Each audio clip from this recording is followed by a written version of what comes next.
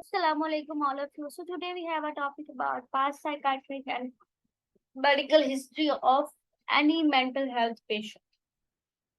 Here psychologist Ariba Server. So firstly we discuss some overview. The acquiring of a psychiatric history is follow the same format.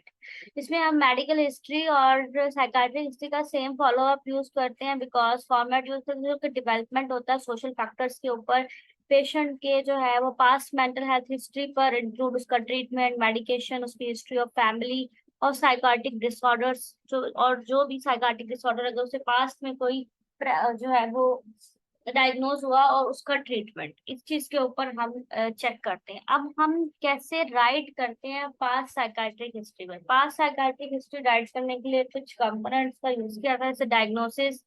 Firstly हम check करते हैं कि अगर उसको कोई past problem है जैसे कोई पास्ट डिप्रेशन है एंजाइटी है या किसी भी तरह का कोई भी मेंटल हेल्थ डिसऑर्डर उन्हें पहले जो है वो डायग्नोज हुआ था तो वो हम उसकी डायग्नोसिस देखते हैं। फिर हम देखते हैं कि वो फर्स्ट किस टाइम जो है किसी साइकाइट्रिस्ट के पास या किसी साइकोलॉजिस्ट के पास जो है वो रेफर किया गया उस चीज को नोट करते हैं। उसके बाद हम उसका ट्रीटमेंट और मेंटल हेल्थ इलनेस देखते हैं। ठीक है। फिर हम कि उसकी क्या जीपी थी उसके बाद जो है वो करंट इनपुट देखते हैं कि उस टाइम उसने उस चीज को लेकर किस तरह से बिहेव किया और किस तरह से उसने अपने ट्रीटमेंट के ऊपर फोकस किया कितना फोकस किया कब तक वो फोकस्ड रहा उस चीज के ऊपर। और फिर उसके बाद जो है वो उसकी प्रीवियस ट्रीटमेंट में डेट क्या गिवन थी क्या हेल्पफुल चीजें उसे दी गई कौन कौन सी मैनेजमेंट करवाई गई किस तरह की चीजें करवाई गई। फिर उसके प्रीवियस हॉस्पिटल में कोई एडमिशन वगैरह तो नहीं हुआ कोई severe level of mental health disorder तो नहीं था जिसमें उसे जो है वो हॉस्पिटल एडमिट किया गया हो। उसके बाद फिर उसकी ठीक है detention under the mental health condition में क्या उसकी प्रीवियस डिटेंशन थी। फिर उसकी डिलेबरेट सेल्फ हार्म तो नहीं था कोई प्रीवियस कोई इस तरह की हर चीज जो है वो स्टार्ट टू एंड लेकर फोकस की जाती है कि साइकाइट्रिक हिस्ट्री को नोट पास साइकाइट्रिक हिस्ट्री नोट करने के लिए। उसके बाद फॉर्मुलेशन ऑफ हिस्ट्री आ जाती है फास्ट साइकाइट्रिक जिसके अंदर क्लिनिकल जजमेंट उसकी फॉर्मुलेशन ऑन्टोलॉजिकल डायग्नोसिस इसमें हेरिडिटरी डायग्नोसिस भी आ सकती है बायोसाइकोसोशल मॉडल्स भी आ सकते हैं। वो पर तमाम तर पर्सपेक्टिव्स को कंबाइन करके एक पिक्चर क्रिएट की जाती है जिसमें इंडिविजुअल के ऊपर फिर उसके केस को उसके उस चीज की बेसिस पर उसका ट्रीटमेंट और केयर जो है वो स्टार्ट की जाती है। उसके बाद आता है एक और question why is it important to know the patient has a prior और पास्ट हिस्ट्री ऑफ डिप्रेशन और अदर मेंटल हेल्थ डिसऑर्डर। क्योंकि साइकाट्रिक इलनेस जो है वो सवेयर इनफ तब होती है जब कभी हॉस्पिटलाइजेशन सजेस्ट किया जाए किसी पेशेंट को किसी सस्टेनेबिलिटी के ऊपर और इमोशनल स्ट्रेस के ऊपर जब वो बहुत ज्यादा बढ़ जाए तो फिर ये बहुत इंपॉर्टेंट होता है कि उसकी प्रायर हिस्ट्री को चेक किया जाए कि कहीं पहले भी तो उसकी लाइफ में कोई डिप्रेशन का सिम्टम तो नहीं आया कोई डिप्रेशन का फेस फोकस किया हो जिसका लिटिल बिट ट्रीटमेंट के बाद वो सेटल हो गया हो।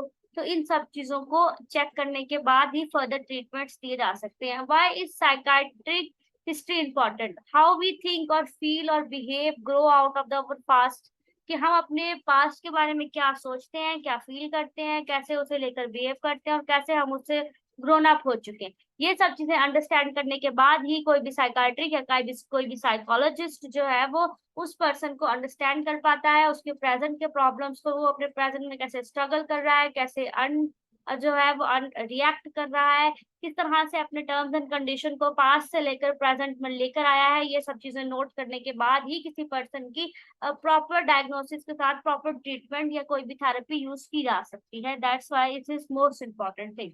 अब मेडिकल हिस्ट्री पे आ जाए तो मेडिकल हिस्ट्री में जो है वो इंक्लूड किया जाता है कि कोई पास्ट सर्जरी तो नहीं हुई कोई फैमिली मेडिकल हिस्ट्री तो नहीं है जैसे कोई फैमिली मेडिकल इलनेस कोई क्रॉनिक इलनेस रही हो कोई सोशल हिस्ट्री हो कोई एलर्जीज वगैरह या किसी भी मेडिकेशन से कोई एलर्जी हो या कोई मेडिकेशन ऐसी यूज की गई हो जिसको फिर बाद में उसे स्टॉप कर दिया हो और रिसेंटली स्टॉप करने के बाद कुछ न्यू सिम्टम्स आने स्टार्ट हो गए हो तो ये सब चीजें मेडिकल पास्ट हिस्ट्री में जो है वो देखी जाती है। How do you right a present medical history. अब प्रेजेंट मेडिकल हिस्ट्री को पास्ट मेडिकल हिस्ट्री के साथ दोनों के साथ अटैच किया रहता है।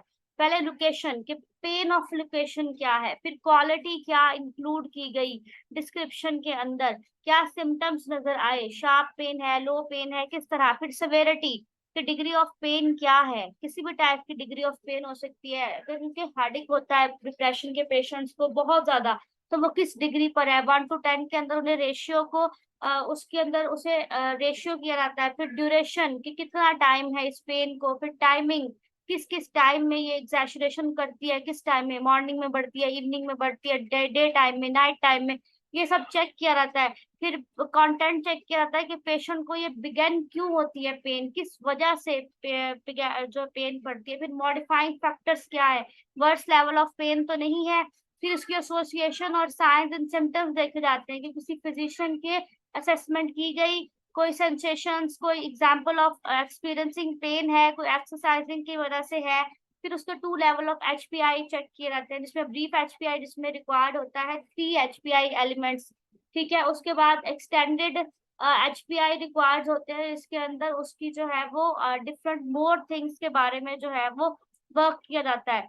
उसके बाद जो है वो रिटर्न जो मेडिकल हिस्ट्री है वो प्रेजेंट इलनेस तो नहीं हो रही, प्रेजेंट इलनेस के साथ उसको और पास्ट मेडिकल हिस्ट्री दोनों को, past surgeries, family history, social history, तमाम चीजों को कंबाइन करके सेटल किया जाता है ताकि उस बारे में जानकारी हासिल की जाए।